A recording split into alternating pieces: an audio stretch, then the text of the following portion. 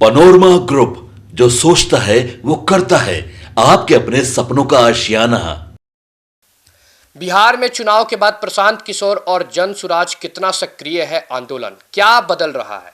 बिहार के राजनीतिक परिदृश्य में 2025 के विधानसभा चुनाव के बाद कई समीकरण बदल चुके हैं। चुनावी शोर के बाद जहां सत्ता पक्ष यानी एनडीए विकास कार्यों के ओर वादे को पूरा करने में लगा है, वहीं विपक्ष खुद को मजबूत करने की कोशिश में जुटा है। इसी बीच एक नाम लगातार सुर्खियों में है, प्रशांत किशोर यानी पीके और उनका जन आंदोलन जनसुराज। प्रशांत किशोर जो चुनावी रणनीतिकार में से एक जन आंदोलन के रूप में उभरे, उन्होंने पिछले 3 वर्षों में बिहार की राजनीति में एक नए शैली और भाषा जोड़ी है।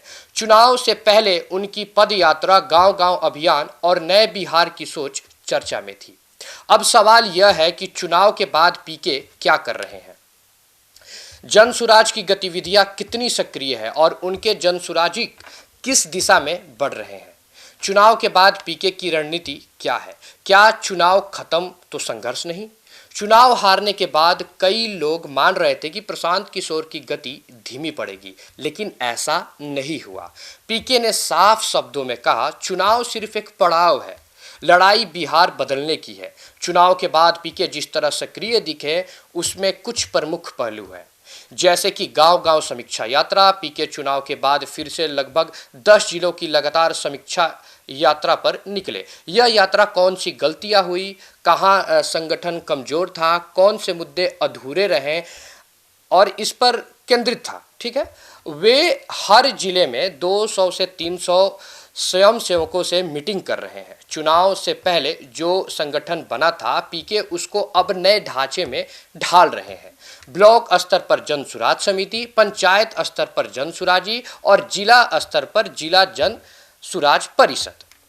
हर लेवल पर नए चेहरे लाए जा रहे हैं और कमजोर लोगों को हटाया जा रहा है। पहले से ज्यादा संगठित बहुत लोग मानते हैं कि चुनाव के बाद पीके गायब है, लेकिन जमीनी स्तर पर जनसुराज पहले से कहीं अधिक सक्रिय है। जैसे कि सोशल ऑर्गेनाइजिंग मॉडल, बिहार में पहली बार किसी आंदोलन ने 1.25 लाख जनसुराजी तैयार किए। चुनाव बाद भी इनमें से लगभग 70 से 80 हजार लोग सक्रिय बताए जा रहे हैं। अब सवाल यह है कि ये लोग क्या कर रहे हैं?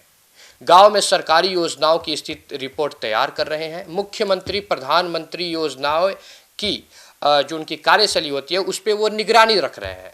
पंचायत में शिक्षा, स्वास्थ्य, रोजगार की कमियों का डॉक्यूमेंटेशन पे नजर रखे हैं। बेरोजगारी, पलायन, शराबबंदी, स्कूल कॉलेज स्थिति पर फील्ड रिपोर्ट तैयार कर रहे हैं।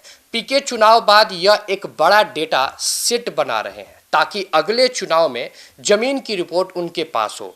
अब बात है मीडिया व सोशल मीडिया प्रभाव की। पीके की आवाज अभी भी मजबूत है। चुनाव के बाद पीके का मुख्य फोकस मीडिया पर कम और कार्यकर्ताओं पर ज्यादा रहा है, लेकिन उनके बयान अब भी राष्ट्रीय मीडिया उठाता है। किसान, रोजगार, शिक्षा पर पीके की टिप्पणियां पूरे बिहार में वायरल। पीके अपनी टीम को ग्राम स्तर वीडियो रिपोर्टिंग पर जोर दे रहे हैं, जिसकी वजह से जनसुराज की रीच बढ़ी है। जनसुराज के जनसुराजी क्या काम कर रहे हैं? जनसुराज के सबसे बड़ी यूएसपी उससे जनसुराजी मतलब कि ग्राउंड वॉलेंटियर है। हजारों जनसुराजी सरकारी स्कूलों के शिक्षा स्तर की जांच कर रहे हैं। हाजिरी, टीचर उपस्थिति, मिड डे मील, बिल्डिंग का हालत की रिपोर्ट पीके को भेजी जा रही है।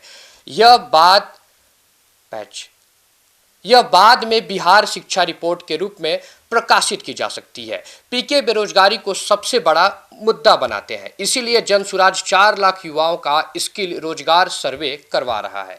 सर्वे के आधार पर किस जिले में कौन सा उद्योग चलेगा, कौन सा कौशल युवाओं में मौजूद है, कितनी नौकरियां क्षमता वाले बच्चे हैं, इनका डेटा बैंक बनाया जा रहा है। पुलिस की बदहालत व्यवस्था, शराबबंदी में हो रही गिरफ्तारी की ज्यादती और गांव में हो रहे कारोबार। जनसुराज की लगभग 25 जिलों की रिपोर्ट अभी तैयार है। पीके क्यों कह रहे हैं अगला चुनाव मेरी तैयारी से होगा? चुनाव के बाद पीके ने कई बार कहा 2025 तैयारी थी, 2030 लक्ष्य है। बिहार को बदलने में 10 साल लगेंगे। जनसुराज को जमीन चाहिए, कुर्सी नहीं। वर्तमान राजनीति में यह बयानबाजी नहीं बल्कि एक दीर्घकालिक रणनीति है। पीके जानते हैं कि बिहार में कोई भी नई पार्टी पहले ही चुनाव में सरकार नहीं बनाती, इसीलिए अगले 5 साल वे 3 चीजों पर काम कर रहे हैं। पहला, 10 लाख सक्रिय जनसुराजी बनाने का लक्ष्य। अभी लगभग 70 से 80 हजार सक्रिय जनसुराजी हैं।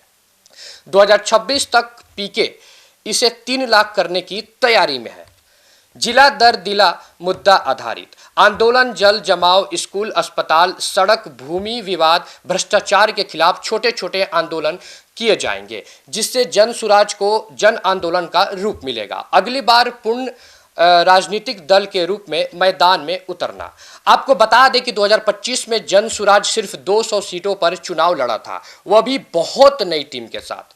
2030 में जन सुराज बेहतर उम्मीदवार, ज्यादा फंडिंग, मजबूत संगठन, डेटा ड्रिवन कैंपेन के साथ चुनाव लड़ेगा। क्या जन सुराज कमजोर भी पड़ा है? इसके भी कुछ कड़ी है। पीके की टीम में कुछ जिलों में टूट फूट, कुछ जिलों में निराश कार्यकर्ता पीके की चुप्पी से परेशान हुए, जिससे मीडिया हाइप कम हुआ और चुनाव के बाद पीके उतना हाई वॉल्यूम चर्चा में नहीं दिखे। ग्रामीण इलाकों में टीएमसी, आरजेडी और एनडीए के मजबूत संगठन को तोड़ना मुश्किल है। यह पीके के लिए बहुत बड़ी चुनौती रहेगी। अब सवाल यह है कि क्या पीके भविष्य का बड़ा विकल्प है? प्रशांत किशोर सिर्फ एक चुनावी व्यक्ति नहीं है, बल्कि वे बिहार में एक डेटा आधारित, संगठन केंद्रित और मुद्दा आधारित आंदोलन खड़ा कर रहे हैं। चुनाव के बाद भी पीके की सक्रियता कम नहीं हुई, बल्कि और गहरी व रणनीतिक हो गई। यदि जन सुराज अगले 4 से 5 साल भी इसी गति से चलता रहा तो बिहार में पहली बार एनडीए, आरजेडी, कांग्रेस लेफ्ट के बाहर एक गंभीर तीसरा विकल्प उभर सकता है। फिलहाल इस खबर में इतना ही। मैं अंकित और आप देख रहे थे सिटी पोस्ट लाइव।